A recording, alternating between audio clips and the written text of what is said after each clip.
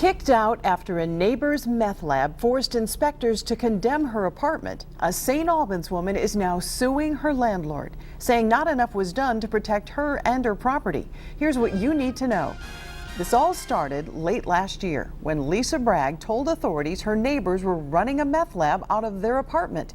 Her suspicions led to 3 arrests, but officials forced all of the tenants, including Bragg, to leave. Then they condemned all of her belongings. Well, today that woman is fighting back, saying her landlord not only didn't do anything about the meth lab, but also let her stuff be taken after the building was condemned. Our 13 News' David Iverson sat down with Bragg and her attorney and shows us why they're hoping this will be the beginning of some big changes in West Virginia policy.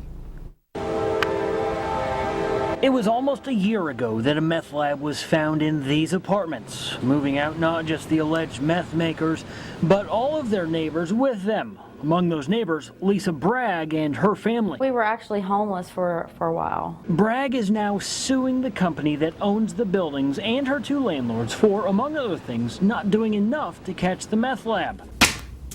The lawsuit filed in Kanawha County Circuit Court claims that Bragg's repeated reports of something suspicious fell on deaf ears, but she could smell something from across the hall. It smelled almost like chemical sewage. Another problem the lawsuit contends is as soon as this building was condemned, it wasn't secured, so thieves made their way in and made off with all of Bragg's belongings. Bragg says she was forced to start over, like a natural disaster hit. A fire or flood that wipes a person out and leaves you with nothing. She eventually found another place to stay, but all of her furniture, her clothes, all left behind.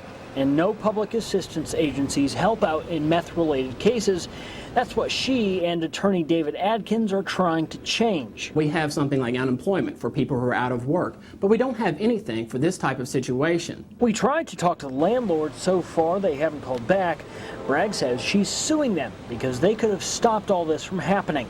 Nobody wins in this situation. You know, they lost property too. Live and local in Kanawha County, David Iverson reporting 13 News.